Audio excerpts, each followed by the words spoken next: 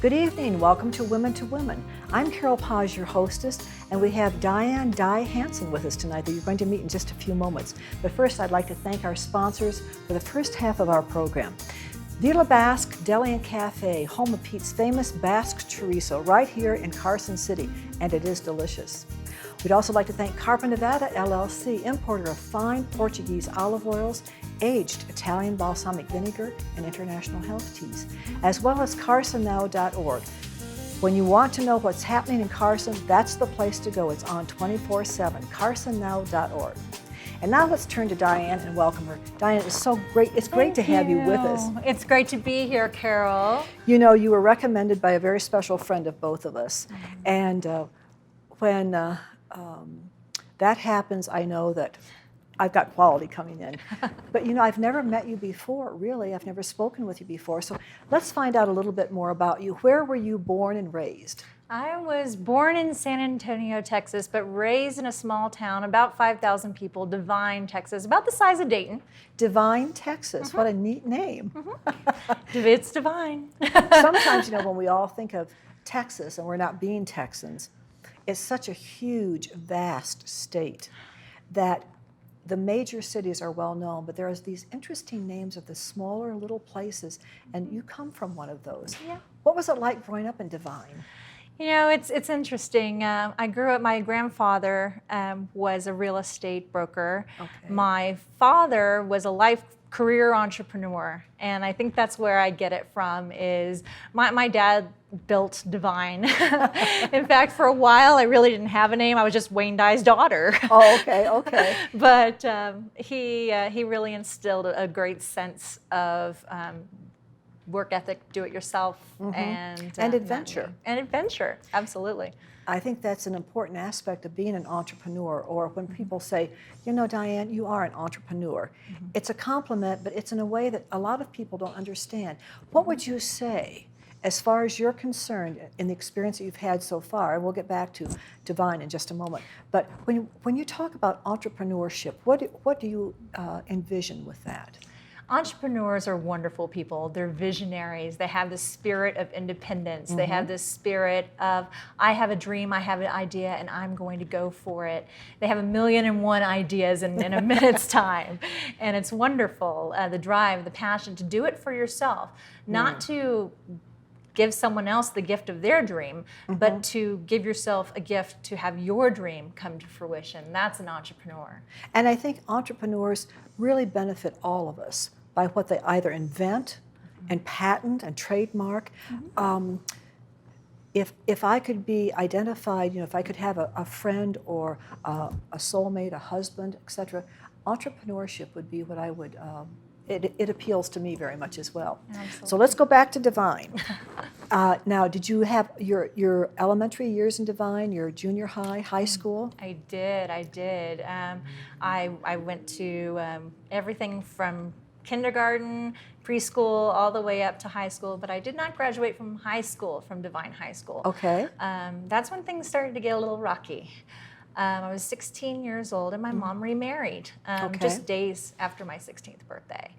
And we moved to Lytle, Texas, which is actually not far away. All right. And there's 2 Lytles on Interstate 35. I was in the one closest to Devine. That's strange. It Interesting. is. Yes. It is.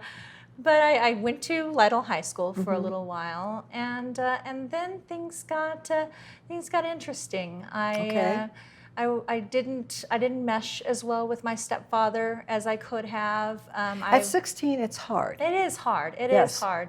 So my dad did a great thing, and you know, being the take control guy he is, he says, you know, I would like to take custody of my daughter, and I moved to San Antonio. Wonderful. So I actually went to 3 high schools. I went to Devine High School, Lytle High School, and John Marshall High School in San Antonio, Texas. So I went from small town to a city of over 1 million people. Wow. Yeah. Wow. Now, I have to ask this because I don't hear that Texas accent. You know, it's a common misconception that we all twang. Okay. Actually, oddly enough, I did twang a little bit. The more north you go in Texas, the more you hear the twang. I thought it might have been the reverse. No, further that's south. the odd thing is you do hear the twang somewhere in the south, but the more north, the closer to Oklahoma you get, you start to hear a twang. Okay. But actually, when I got engaged to my then husband, Yes. I lived in Southern California and I was in sales. Okay. And he literally sat me down one day and says, honey, if you want to do well in Southern California, you're going to have to lose that accent. Oh, all right. And I practiced. And I actually worked to dull the twang a little bit. And it can be done. And it can be done. Now, should I have done it? Maybe not. But but did I do it when I set my mind to it? You Right. bet I did. Can And you it go helped me. back and copy that accent if you want to? I sure can. That's cool. You get me talking to my family, Yes. or you get me It just to naturally relax. comes back. See, all Yes. it is just a change right here. Okay. But I did live in North Texas for a little while. I had owned a home in Garland, Texas, for a while, and so I was closer to that Oklahoma border. You know, I have several friends who are in the television industry, and they interview, and they have taken, if they're not from the Midwest, if they're from the South, as these friends are, they have a very strong Southern Georgian accent, which I like. But on television, that's all different. Yeah. And yet you put them back with their friends, their family, it's right back into Georgia we go. Yep, exactly. So it can be And done. That's exactly what it is. It's almost like having a business accent. Let me ask you, now in sales, while you were there in Southern California, did this entrepreneurship still have that burning inside of you? What did you do? What were you able to do? How did you branch out? When I was working at Olive Grove Retirement Resort, I didn't have any experience in marketing or sales. In fact, I answered a job post for an administrative assistant. And they said, there's going to be a little bit of sales and marketing with this. Is that okay? And I said, yes, absolutely. That's wonderful. And I just cracked the book. And I think that's part of my entrepreneurial nature is if I don't know it, Right. I am going to find it out in 24 hours or less, or it's free. Okay. You know, it's just something within me. If I don't know something, I'm going to learn it. If one of my clients doesn't know something, I don't just say, okay, here's the information to you on a silver platter. I teach them how to fish. I teach them how to go learn it. Yes. So they'll Yes. know it forever and instill a little bit of that in them. And that makes a huge difference in our approach to what we do with people because we have to earn their trust. Absolutely. And for me, trust encompasses knowledge of what you're talking about. It encompasses experience with what you're talking about. And that takes a while to build up. On the other hand, the research can go on and on and on, and that's a real commitment to what you're doing. Absolutely. I still educate myself every Absolutely, day. yes. I go on edX.org and I take free courses from Ivy League universities, free pilot test courses, and I continue to educate myself on the latest and greatest, and it just never stops. So how did you get from California into Carson City, Nevada? You know, I would like to say the universe just picked up a slingshot and threw me here. Okay. The universe did for me what I could not do for myself. I was in a relationship that was not healthy. It was not healthy for him. It was not healthy for me. Was this your first marriage? This is my first marriage of Okay. 16 years. Long time. Long time. Long time. Yeah, I got married when I was 20. Okay, that's fine. Yeah, But, lots of us do. Yeah, what happened was I was in Los Angeles at the time. I graduated from Cal State San Bernardino. Okay. I have a degree in business administration. And I was in the entertainment industry, and I was looking for every studio. I interviewed with Warner Brothers. I interviewed with everybody. I mean, Lionsgate. There was a studio. I was sitting in front of one of their executives interviewing, and they loved me. But I was always coming in second. I came in second. I came in second. I came in second. I'm Okay. like, what is going on here? This is good experience for all of us to hear. Exactly. It does. Sometimes when you're pushing up against a wall and the wall isn't budging, maybe you need to turn around and walk down the path that's just to the right of the wall. That's right. And that's what happened is is the universe really threw me in a big way. I had a CMO of a studio put her hand on my shoulder, and because we had been longtime colleagues, she said, Diane, you've got this, but we're a public company. We have to open this position. Go do what you need to do for 2 weeks. I'll give you a call. We'll see when you start. I'm like, yes, I've got my job. Well, in that period of time, my mother-in-law at the time, she fell walking my dog. She shattered her pelvis. Ooh. My dog and I couldn't stay there anymore. So I called my publisher because I was editor of Getaway Reno Tahoe, or Reno Tahoe magazine at the time. And I said, I really need to come up and do my editorial visit. Can I please bring my dog? I can't stay here anymore, but I've got a job I'm going to start in 2 weeks. Right. He's like, oh, okay, come on up. So I stayed up in South Lake Tahoe with the promotions manager for the magazine. This would have been about what time? This is 2011. Okay. This is 2011. Okay, fairly currently. Yeah, and I stayed up with her, and one day on the patio of Riva Grill overlooking beautiful Lake Tahoe, I get an email. Someone was better. One person was just a little better. I'm sorry. I felt like a turtle on its back, just wiggling its legs, trying to get up. I had nowhere to go. My husband was in Dallas, in Garland, renting out our house. It was about ready to rent. I couldn't go back with his mom. Right. I was homeless. So to speak, yes. So to speak, I was homeless. I had nowhere to go.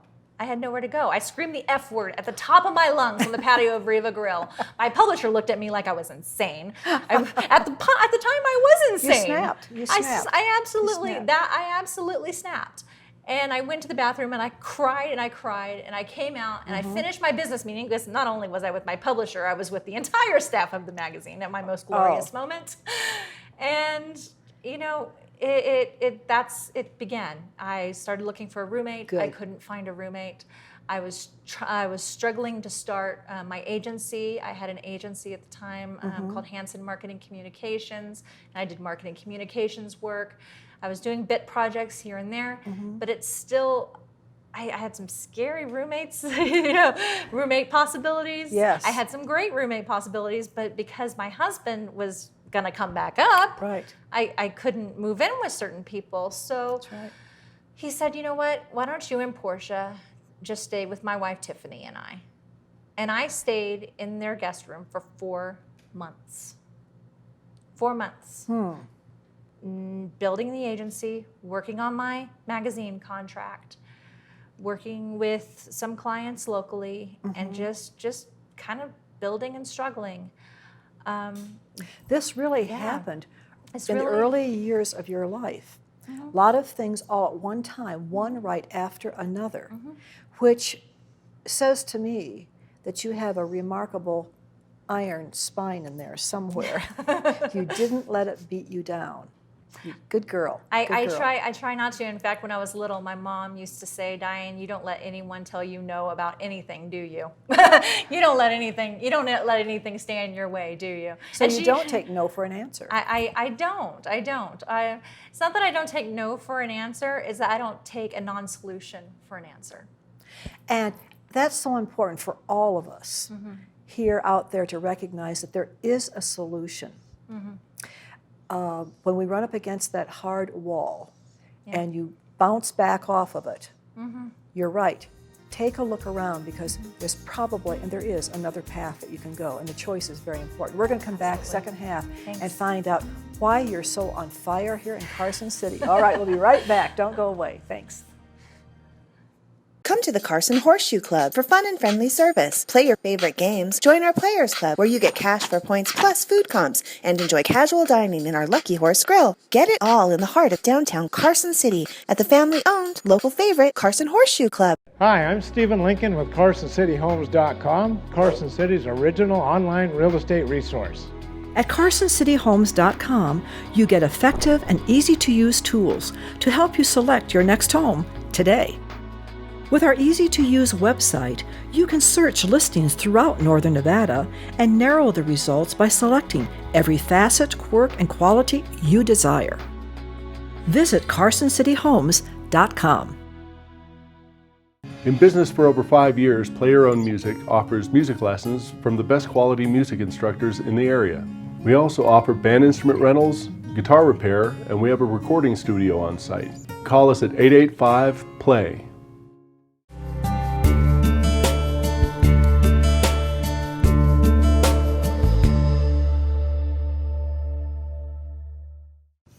Welcome back to the second portion of Women to Women. We're here with Diane DyeHansen. And before we get into her story, we already recognize that this is a very feisty lady, okay, who doesn't take no for an answer. And she is on fire here in Carson City. But first, I'd like to thank our sponsors for the second half. I'd like to thank Dr. Ken Gabriel, MD, noted plastic surgeon right here in Carson City. His specialty is microsurgery of the hand. I'd also like to thank Bank of the West. It's located right here in Carson City, and it's one of the most cordial, customer-friendly banks that you can do business with. They know you. They know your name when you walk in. And finally, but not certainly least, we'd love to thank the Horseshoe Club for its sponsorship. The Horseshoe is located right here in Carson City. If you'd love to have a wonderful steak meal, why not drop in and see their newly renovated dining room? And now let's return to Diane. Diane, okay, here you are. You're in Carson City, kind of, you think, maybe on a temporary basis, all right? You were homeless, but now you've managed to have a couple of really great Samaritans come along and offer you a roof over your head and a place to stay, which means a great deal. So move us on from that situation. Absolutely. Okay. I was with Andy and Tiffany actually in Gardnerville. Okay. And I got a contract up in Tahoe. I started working with Laurel Langmeyer, who you may know from The Secret. She's known as the Millionaire Maker. And I was her ghostwriter. And I worked with her for about 8 months. And it was a great experience. And I got, of course, the salary back. I got I've got even more confidence back. And I was ready for my husband to come back up. Right. So we got an apartment, everything was back, all the material trappings were back, the vehicles, the motorcycle, all that, you know, all that stuff that you like to play with and have fun. We have some means. And you think it's important at the time? And I did think it was important at the time, but I realized that I was actually happier with my dog in a guest room having nothing. Isn't that, it's a stunning reversal, but it is the truth. It was an amazing realization, and actually it was New Year's Eve 2012 on the deck of the Tahoe Queen on a New Year's cruise that I decided this was going to have to change or end. And January 2nd, 2012, I asked him to leave.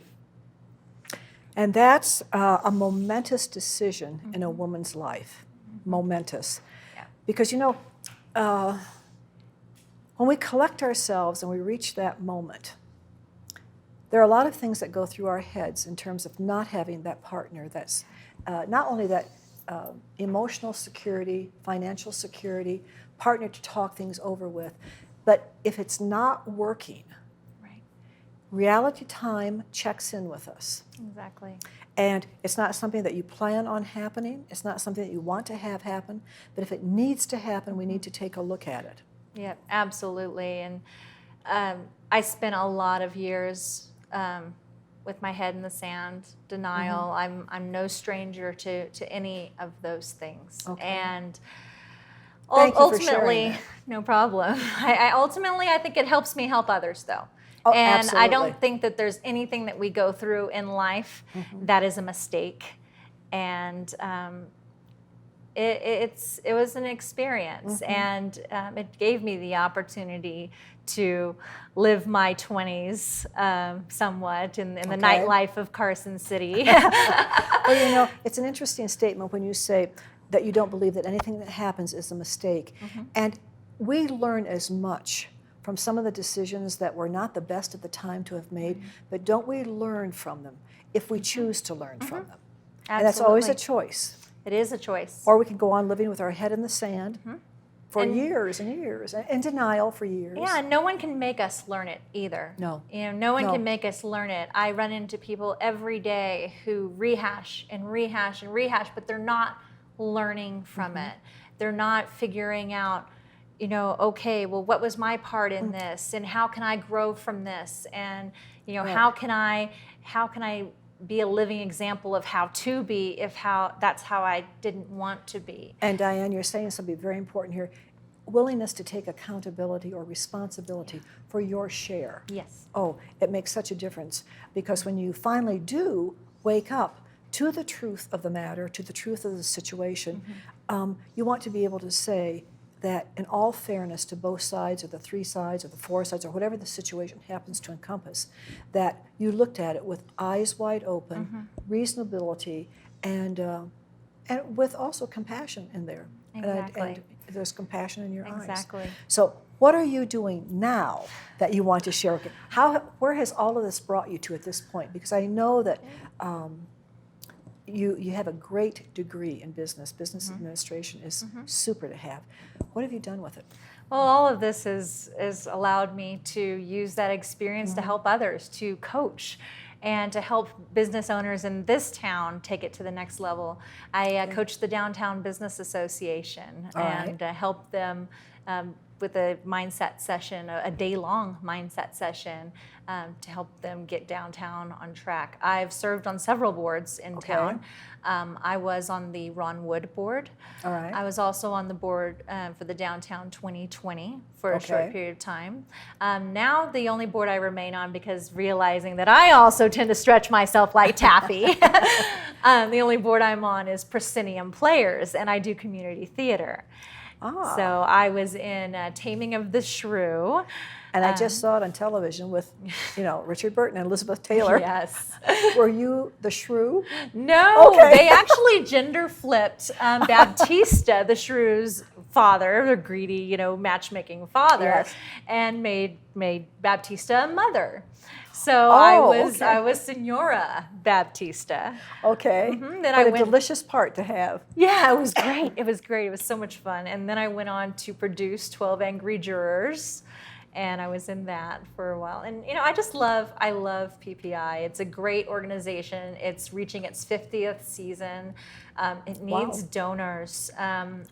After 50 years and the economy being the way it is, it really needs donations and support from the community. So whenever anyone sees a PPI show, I hope they think, gosh, this is our local company. We need to go see our local talent, because more than likely the actors are from here. We don't get a lot of people from Reno, or we do get a few from Tahoe. But, yes.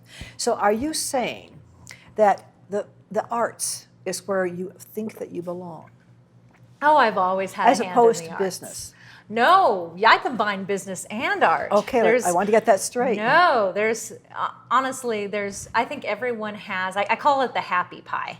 Okay. And your happy pie is filled with how you make money, what makes you smile, the relationships in your life, and a number of other elements that fill your happy pie. And if you're lacking in any of those areas, what you'll notice if you actually take a piece of paper and draw it out, is you'll Slice notice it like a pie. Slice it like a pie. You'll notice a lopsided pie. And I actually talked about it in one of my carsonnow.org columns, because I write a column there every Monday. Yes. But if your happy pie is lopsided, then the other parts of your life aren't going to get filled as well. So if your spirituality side of your happy pie is lopsided, or anything else, or so I really help myself by playing. So just because I play in the area doesn't mean it's a business venture. Just because I have business in something doesn't mean it's a play area. But I like to be sure that everything that I'm doing, business, spirituality, whatever, feels good enough to be play. I like to exist in the space where time doesn't. Now that's an interesting statement. How do you define that? When you lose yourself in a project, when you lose yourself in a conversation. Time doesn't become important. Time doesn't exist.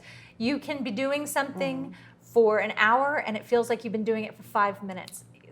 Or you can be doing something for an hour and immersive. it feels like eternity before you get finished with it, okay? If it's not something where your heart's not involved, your vision is not involved, visionary aspects of it, yes. And if someone's in a place, in a like their work situation, for example, they're trying to decide whether they need to look for other employment or possibly start their own business, I would ask them, how quickly does your day go? We all have 24 hours in a day, but time is relative. So how quickly does your day go? Do you feel like your day drags on, or do you feel like you have a joyous day packed with productivity, and before you know it, it's 5 o'clock and time to go home? And generally the people who aren't happy with where they are say, I stare at the clock and the minutes don't go by fast enough. And that's such a sad commentary, isn't it? Yeah, it is. But there probably are more of us like that than meets the eye, than we realize. So how do you work with clients in terms of the organizations that you coach? When that happens to an organization, or it happens to certain peoples within that company, what kind of time does it require from you? What kind of energy does it require from you? What kind of insight does it require from you to help them see there's another side to the coin? Well, every client is different, but I start out with every new client with 20 minutes on the phone, just feeling them out and seeing if we're even a match for each other. I just took on a new client, a marketing agency, and I spent 20 minutes with her, and she's like, gosh, what do I owe you for this? And I'm like, you don't owe me a thing for this. I think we're a fit. Let's schedule a session. And so we scheduled a session, and now I coach her, and I'm helping her grow her business. Every client is different. Every client has different needs. Every client has different areas of their happy pie that, taste like vinegar. And who wants to eat a vinegar happy pie? No one.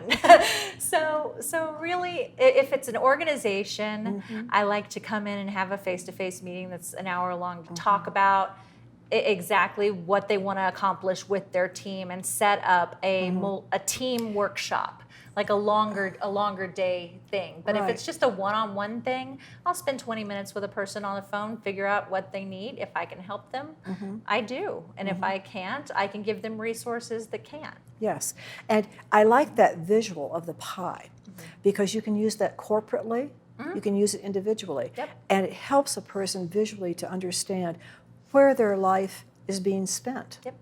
Or not being spent. Or not being spent. That's right. And I think all of us vie for balance of some sort in our life.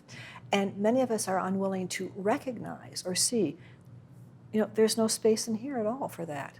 And it may be a very healthy piece of the pie that we need to partake of, and we need to eat a bite of, and then keep eating some more bites of it. And I'm a reformed workaholic. I can tell you that work was my thing. I would work, and I wouldn't play. But I could sure work. But I think that's one of the blessings of being thrown to Carson City, because we have trails right outside our back doors. Oh, yes. And we can go hiking anytime. I can drive up the street and be on a trail, and 5 minutes. Amazing vista and a waterfall. And I can get on my bike and go bike downtown. I can do these things that you can't do in a major city. Let me ask you a closing question. Okay, with the life that you now have, can you ever see it again being shared in a marriage again? Yeah. Okay. I do. Okay. I do. At least that's what my spirit guide tells me. Well, and the experience that you now have that can bring to that. 20 is very young to be married, right? Yes. And you are not the same person today as you were at 20. No. So you bring much more to a friendship, and ultimately to a marriage. And choose. That's the key. Yes. It's friendship. It's building that foundation of friendship and knowing that this person has your back, no matter what, as a friend. Before any of the physical stuff comes in, before any of the children come in, or the other insane life pressures come in. Stabilization. Exactly. Well, Diane, I want to say thank you for joining us so much, okay? Thank you. It's so good being here. Thanks. And we will return next week with a very special lady. In the meantime, stay well and have a good night. Good evening.